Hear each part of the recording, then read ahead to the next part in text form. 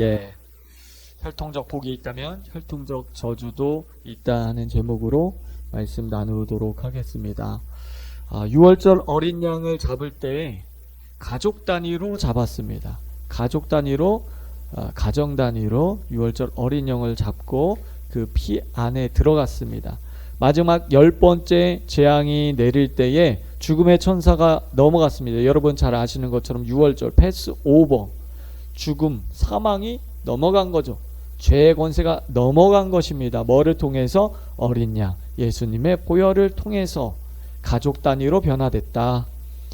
흠없는 수컷 어린 양의 피를 문설주와 임방에 바르고 양의 살과 내장을 구워서 무교병과 쓴 나무를 곁들여서 먹었습니다. 어린 양, 그리고 피, 그리고 무교병, 쓴 나물, 이런 것들은 다 예수님의 십자가를 상징하는 것입니다. 생명이 되시는 그분을 상징하는 것이죠. 온 가족이 한 집에 모여서 예수님의 십자가 고난을 상징하는 음식들을 먹었습니다. 생명이 떠 계신 예수님을 먹게 된 것입니다. 그래서 예수님이 나를 먹어야 산다, 먹어야 산다. 사람들 오해했죠. 우리가 식인종이냐? 육적으로 그 말씀을 받은 거예요. 우리가 영적으로 받을 때 예수님 그 보혈 안에 예수님의 살, 그 피 묻은 살과 피를 먹어야 된다는 것이죠. 6월절은 가족 단위로 행해졌습니다. 출애굽기 12장 3절에서 8절에 보면 너의 각자가 어린 양을 잡을지니 각 가족대로 그 식구를 위하여 어린 양을 취하되 이스라엘 회중이 그 양을 잡고 그 피를 양을 먹을 집 좌우 문설주와 임방에 바르고 그 밤에 그 고기를 불에 구워 무교병과 쓴 나물과 아울러 먹어라 명령하고 계십니다. 성경의 관점은 가족이 매우 중요합니다. 매우 중요해요. 하나님께서 첫 번째 만드신 공동체도 에덴 동산에서 가족 공동체였습니다. 그리고 항상 그들은 그렇게 선포하죠. 아브라함의 하나님, 이삭의 하나님, 야곱의 하나님, 우리 조상으로부터 섬겼던 하나님이다. 그리고 우리도 조선시대에도 뭐 누구 자식, 뭐 누구 자녀 이런 거 굉장히 많이 따졌죠. 저 어렸을 때만 해도 대문 앞에 누구네 집 한자로 문패 달았어요. 그죠? 요즘은 문패 단 집이 거의 없더라고요. 문패를 달았어요. 이 히브리 문화에서도 우리가 누구의 후손, 누구의 자녀입니다. 이런 얘기가 많이 나와요. 그렇죠? 무슨 족속, 무슨 집안의 후손이었더라. 이런 것들이 많이 나옵니다. 히브리 말로 에무나, 따라해 보겠습니다. 에무나. 예, 믿음이라는 뜻인데요. 이 믿음, 에무나는요, 공동체적이에요. 공동체로 함께 할 때 이 믿음 공동체를 말하는 것입니다. 구원은 개인적으로 받지만 믿음 생활은 공동체적이다 하는 것을 우리가 알 수 있습니다. 그래서 에무나, 믿음, 공동체적 신앙은 신약에서도 그 정신이 사라지지 않고 축소되지 않습니다. 같이 선포해볼까? 시작. 주 예수를 믿으라. 그리하면 너와 내 집이 구원을 받으리라. 할렐루야. 아멘. 너와 내 집이에요. 우리가 구원은 개인적으로 받는 것이지만 우리가 믿음의 공동체 안에 믿음 생활하는 것은 바로 가족 공동체. 자, 왜 그러냐? 혈통으로 우리는 묶여있기 때문에 그래요. 아브라함의 하나님, 이삭의 하나님, 야곱의 하나님, 그리고 나의 하나님이 되시기 때문에 그렇습니다. 자, 어린 양의 목에, 6월절 어린 양의 목에 가족의 이름패를 적었어요. 예수님이 십자가에 달리셨을 때 유대인의 왕이라는 패를 달게 됐죠. 이런 것들이 다 예표적인 거예요. 그러니까 우리 문화로 하면 김해김씨 무슨 파 이런 것을 어린 양의 목에 달았다는 거예요. 니산월 14일 해질녘 6월절이 시작되는 그 시작점이 되면 이 가족의 이름패, 명패를 단 이 양을 어떻게 합니까? 내 죄를 사해달라고, 우리 가족의 죄를 사해달라고 사망과 저주가 넘어가는 그때에 6월절 시간이 다가오면 어떻게 합니까? 가장이 안수하고 나의 죄와 가족들의 죄를 넘기고 그 자리에서 잡습니다. 그리고 출애굽한 이스라엘 백성들에게 제사법을 5가지 제사의 예수님의 모형인 제사법을 주시면서 자, 번제는 여러분들이 어떻게 해야 돼요? 예, 우리 그때 어디죠? 우리 성막 캠프 가가지고 배웠잖아요. 목사님이 잡는 거 아니에요? 제사장이 잡는 거 아니에요? 누가 잡아요? 가장이 그 제물의 머리에 안수하고 죄를 전가시킨 다음에 가장이 목을 따는 거예요. 그러면 제사장이 그것을 각을 하고 해서 제사를 올려드리는 겁니다. 가족 단위, 가족 단위. 가장이 그 일을 했다라는 것입니다. 이렇게 성경은 에무나, 가족 공동체적입니다. 왜냐하면 혈통은 하나의 생명 공동체이기 때문에 그래요. 부모님 없이 내가 존재할 수 없기 때문에 그렇습니다. 한국 교회에서 믿음의 명문가를 이루자, 또 자녀들에게 신앙을 가르치자는 구호들을 외쳐오고 있습니다. 그리고 가족들을 위해, 자녀들을 위해 특별 새벽 기도도 하고요, 저녁 집회, 기도회도 합니다. 한국교회 이것이 아주 자연스러운 거예요. 또 부모나 자녀의 이름으로 헌금을 심기도 하고, 또 하나님께 집 팔고 땅 팔아서 헌신하면 자녀들이 복을 받는 것들을 우리가 수없이 많이 그런 간증들을 접하고 보았습니다. 여러분, 이것은 성경적이에요. 이것은 성경적입니다. 신명기 4장 40절에 오늘 내가 내게 명하는 여호와의 규례와 명령을 지키라. 너와 내 후손이 복을 받아. 따라해 보겠습니다. 너와 내 후손이 복을 받아. 내 하나님 여호와께서 다같이 내게 주시는 땅에서 한없이 오래 살리라. 장수의 축복, 건강의 축복도 받을 수 있어요. 시편 말씀해 보니까 여호와의 인자하심은 자기를 경외하는 자에게 영원부터 영원까지 이르며 그의 의는 자손의 자손에게 미치리니. 누구에게 미친다고요? 자손의 자손. 그런 찬양 있잖아요. 자손의 만대까지 천대까지 그런 찬양 있잖아요. 한때 우리 한 몇 년 전에 유행이었죠. 계속. 누가복음 1장 50절 신약으로 넘어갔습니다. 맥락에서 그 정신을 버리지 않아요. 국률하심이 두려워하는 자에게 대대로 이르리로다 라고 말씀하고 계세요. 자, 한국교회 전반적으로 조상이 하나님께 순종하고 기도를 신고 헌금을 신고 그래서 후손들이 복을 받는다, 이런 개념들이 있어요. 그러면서도 또 한편으로 또 기복적이라고 또 비판을 해. 여러분, 기복 자체는 이건 잘못된 거 아니에요. 여러분, 기복이 뭡니까? 한자로 복을 빈다는 거잖아요. 하나님께 복 빈 게 잘못된 거예요? 아니에요. 기복적인 게 잘못된 거죠. 기복주의가 잘못된 거죠. 기복 자체는 성경이 말씀하고 있는 거예요. 그러니까 가계의 복이 흘러가고 덮여지고 자녀가 잘 된다, 우리가 잘 믿어야, 우리가 잘 심어야, 기도도 심고 헌금도 심고 헌신도 심어야 우리 자녀들이 잘 된다 하는 것이 한국교회 전반적인 생각입니다. 그런데 반대로 불순종하고 우상숭배하면 3, 4대까지 저주를 받는다는 개념은 잘 안 가르쳐요. 왜 안 가르칠까요? 저주받는다는 게 싫잖아. 예. 그걸 설교하는 것도 참 이상하고 때로는. 그래서 근데 우리가 이것들을 잘 가르침을 충분히 받지 않았기 때문에 우리가 어떤 한 부분을 놓치고 있는 부분들이 굉장히 많아요. 근데 그게 놓치고 있는 부분이 생각보다 굉장히 치명적입니다. 왜냐하면 우린 죄만 회개하잖아요. 요 말만 딱 자르면은 이단이에요. 그죠? 이상해요.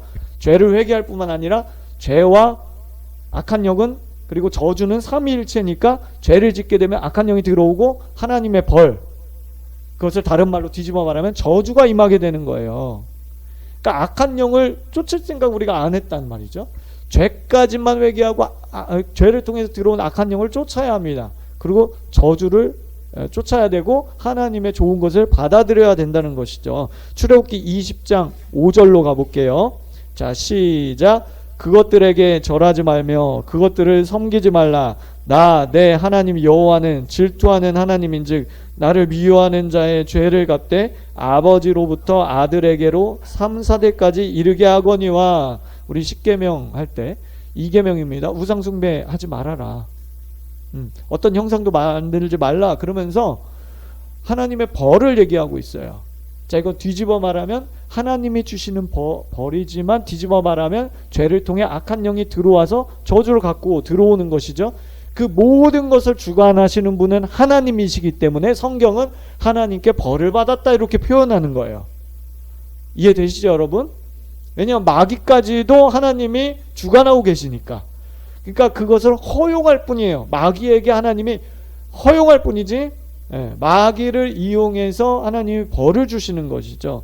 레위기 26장 39절, 너희 남은 자가 너희 대적의 땅에서 자기의 죄로 인하여 쇠잔하며 그 열조의 죄로 인하여 그 열조같이 쇠잔하리라. 여기도 혈통을 통해 들어오는 저주가 있다는 것을 알 수가 있습니다. 신약으로 넘어가 볼게요. 마태복음 27장 24절부터 보면 이 사람의 피해에 대하여, 예수님의 피해에 대하여 나는 무죄하니 너희가 당하라. 백성이 다 대답하여 이르되 그 피를 우리와 우리 자손에게 돌릴지어다 하거늘. 복이나 저주, 그러니까 우리 세대에서 끝나는 게 아니라 계속 자녀 세대에게 책임이 전가된다는 것을 볼 수 있어요. 여러분, 실제로 2000년 동안 나라를 잃었고요. 홀로코스트 같은 이런 아픔의 역사가 바로 유대인들에게 이렇게 큰 저주가 임하게 된 거죠. 베드로전서 1장 18절 다 같이 시작. 너희가 알거니와 너희 조상의 유전한 망령된 행실에서 조상으로부터 내려온 저주, 죄가 있다라는 것을 말씀하고 계십니다. 즉 복과 저주를 주요 주제로 다루고 있는 신명기 28장, 우리가 축복장이라고 잘 알려져 있는데 정확히 말하면 복과 저주장입니다. 28장에서 30장의 말씀 역시 조상의 죄로 인해 후손들이 받을 복과 저주. 신명기 28장 15절 같이 읽어볼까요? 시작. 내가 만일 내 하나님 여호와의 말씀을 순종하지 아니하여 내가 오늘 내게 명령하는 그의 모든 명령과 규례를 지켜 행하지 아니하면 이 모든 저주가 내게 임하며 내게 이를 것이니, 이 모든 저주가 내게 임하며 내게 이를 것이니, 이렇게 말씀하고 계세요. 자, 그리고 18절로 넘어가 볼게요.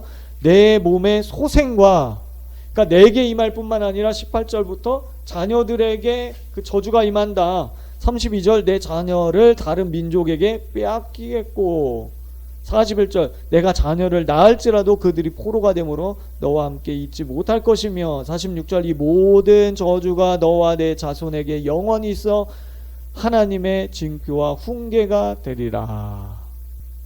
자, 우리는 신구약 하나님의 말씀을 통해서 혈통으로 내려오는 복과 저주가 실제하는 진리임을 우리가 알아야 되겠습니다.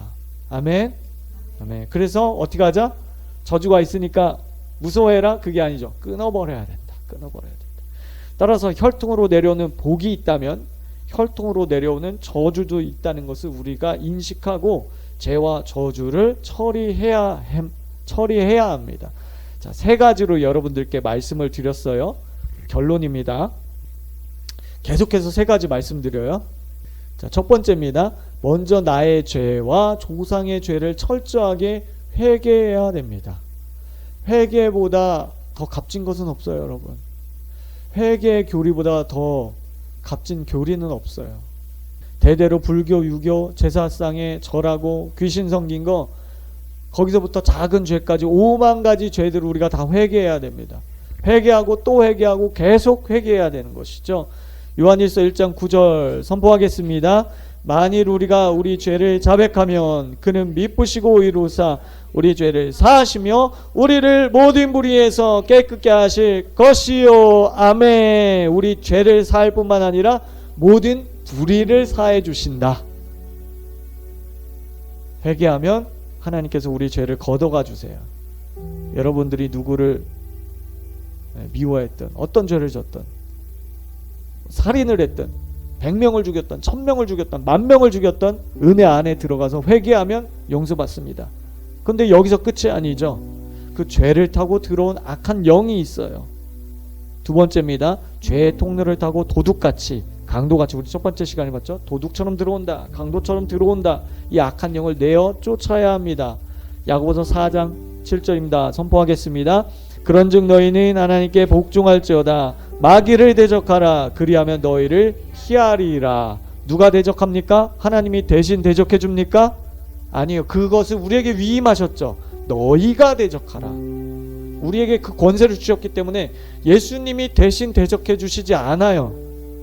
여러분들이 대적해야 되는 것이죠. 죄와 귀신과 저주는 삼위일체이기 때문에 죄가 있는 곳에 악한 영이 있다, 저주가 있다, 이것을 대적해야 된다. 자, 세 번째, 하나님의 것으로 채워야 됩니다. 하나님의 것으로 채우지 않을 때 이 악한 영이 다시 돌아올 뿐만 아니라 더 악한 것을 가지고 들어옵니다. 마태복음 12장 43절 45절 예수님이 말씀하셨어요. 더러운 귀신이 사람에게서 나갔을 때 물 없는 곳으로, 말씀이 없고 성령이 없는 곳으로 다니며 쉬기를 구하되 쉴 곳을 얻지 못하고 이에 이르되 내가 나온 내 집으로 돌아가리라. 악한 영들은 우리 인간의 몸을 집으로 알고 돌아옵니다. 와보니 그 집이 비고 청소되고 수리되었거늘 이에 가서 저보다 더 악한 귀신 7을 데리고 들어가서 거하니 그 사람의 나중 형편이 전보다 더욱 심하게 되었느니라. 악한 영, 새빵살이 하지 못하도록 하기 위해서 하나님의 말씀과 성령의 기름 부심, 성령의 열매들로 채워야 됩니다. 하나님의 것으로 채워야 됩니다. 여러분 상상해 보세요. 어떤 유리컵에 더러운 물이 있어요. 시궁창 물이라고 합시다. 마실 수 없는 물이에요. 그런데 계속해서 깨끗한 물을 부으면 어떻게 될까요? 그것이 정화되면서 나중에는 마실 수 있는 물이 되죠. 계속해서 기름 부음으로 채워야 되는 거예요. 기름 부음의 통로가 뭐가 있어요? 예배, 기도, 대적기도, 찬양도 보혈 찬양, 중보 찬양, 또는 뭐 승리 찬양, 전쟁 찬양, 여러 가지 찬양들이 있어요. 또 기름 부음도, 전신갑주도, 하나님의 성령의 은사도, 열매도, 이 모든 것들, 봉사도, 이런 모든 것들이 하나님의 것으로 채우는 것이죠. 기름 부음이시죠. 그렇지 않으면 악한 영이 다시 돌아올 것입니다. 자, 마지막으로 우리 저를 따라해 보겠습니다. 씻으라, 쫓으라, 채우라. 이 세 가지 기억하세요. 다시 한번. 씻으라, 쫓으라, 채우라. 한 번 더. 씻으라, 쫓으라, 채우라. 주여 한번 외치고 동성으로 기도하겠습니다. 주여!